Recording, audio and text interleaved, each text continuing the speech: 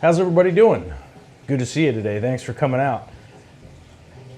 As you know, my main focus is setting up planted aquariums and trying to help people out with essentially putting in easy plants in order to help maintain a healthy ecosystem for your aquariums and for anything else living in it.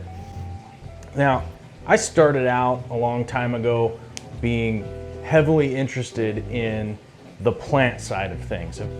I lived in a crappy apartment in the bad part of town, all that kind of stuff, and I wanted to have a hobby that I could do in a small apartment that brought some kind of nature into my life. Just fast forward 10 years down the road, I have a fish room, do a YouTube channel, do all this stuff, and try and share some of my experiences with you guys. Today, we're doing something that would be probably intermediate or maybe even advanced. I guess rare is probably a better way to put it. I wouldn't call these plants difficult to grow. They're difficult to come across. So it's not really something that you could, hop on to Aquarium Co-op and just click the button and have it shipped to your house or Amazon or whatever. It's not really going to be a website that's carrying this. But these are some pretty rare crypts that I happen to make I basically became friends with some guys out in Minnesota while I was out there touring and, filming their fish rooms. And these are some of the plants that I got from Travis and Jason. Now we have to move a lot of plants around. We got a bunch of work to do, but we're gonna go ahead and hammer through that. I have to make a lot of space in the 150 here to get them in and get them acclimated. And I'm happy to be being able to do that on this day. It's a great day. The weather is a little bit cloudy outside or whatever. It's windy, it's raining, it's 38 degrees. It's like that typical winter weather outside. In here, I've got my little tropical oasis and all my plants growing, and it's gardening time all year round.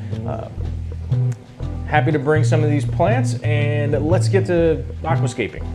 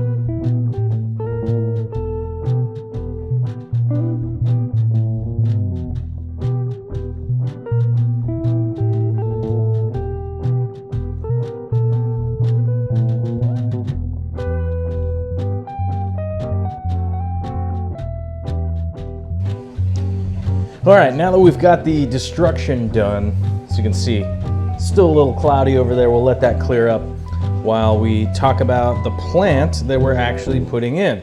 So, the plant we took out of that area is actually Cryptocoryne Nurii, bronze, and there's some red mixed in here and some green. So Nurii is actually the plant. Cryptocoryne is the family.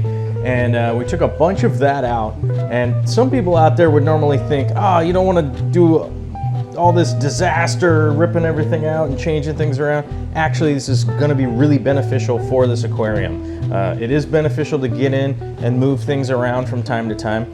Obviously you don't want to do it every day, but you know what? Every couple of weeks, get in, trim the tops, move things around, make sure that your substrate is getting turned a little bit. That kind of stuff is important.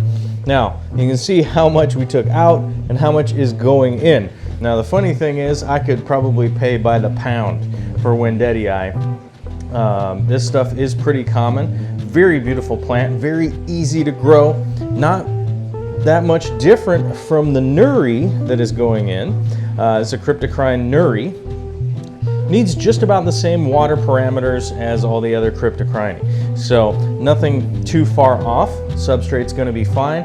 CO2, all that kind of stuff, very easy. I'm not gonna have to change the lights out or any of that kind of stuff. But this is probably $25. This giant pile here is probably $10. So it just gives you an idea. We got a few stems here.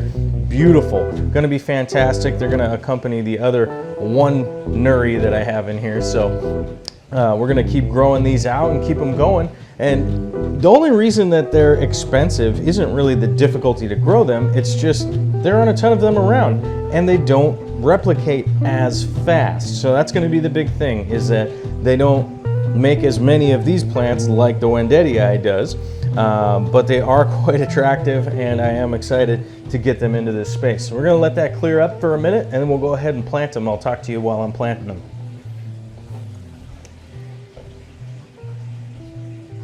One of the only tools that we'll need for this task, tweezle twazzles, or planting tongs.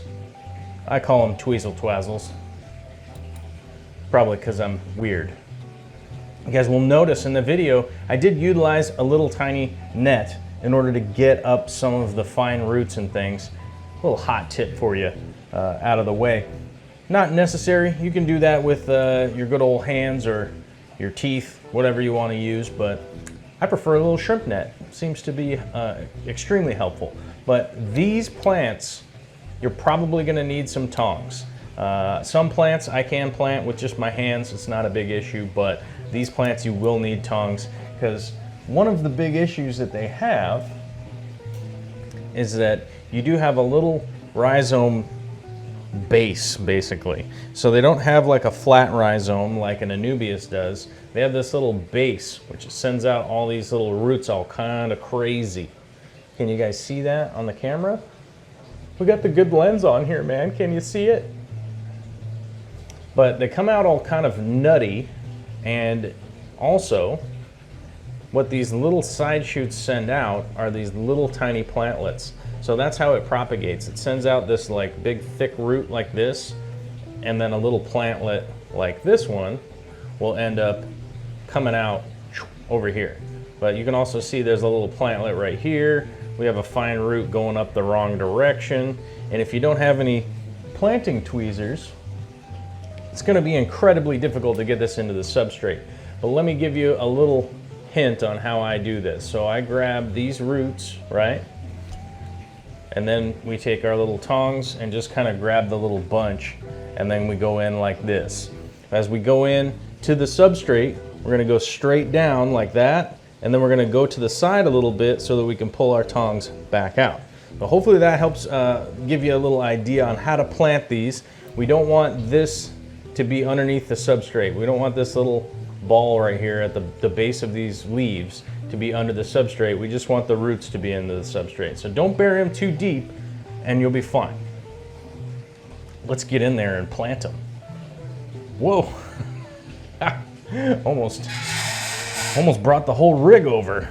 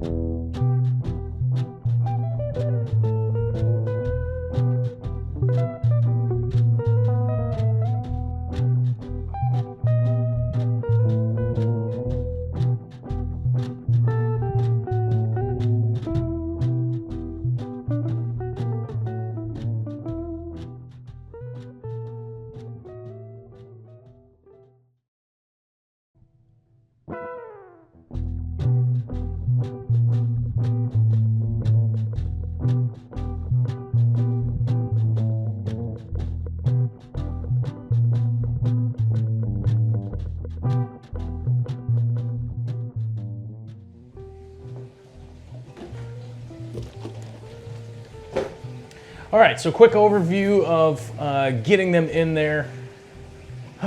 So happy to get some new crypts in to this tank. I'm pretty stoked. I'm enthusiastic. I'm very enthusiastic. But what fertilizers am I using? I'm using Easy Iron from Aquarium Co-op, and I'm also using Easy Green from Aquarium Co-op. I find these fertilizers to be the jam, the easiest stuff to use, and that's the main reason that I use it. Are they a big affiliate sponsor of ours? Sure. So if you do order some of that fertilizer, click the link down below and go ahead and use it. If you don't want to use that and you want to use something else, hey, feel free. It's your deal. You want to do your tank the way you want to do it. I find it to be working great for these crypts, and everything is coming out fantastic. So this tank will just continue to roll on, and stay tuned for more plant videos and whatever fish nonsense I got going on. And thanks for tuning in. Let me know if I missed anything down below, and I'll holler at you later.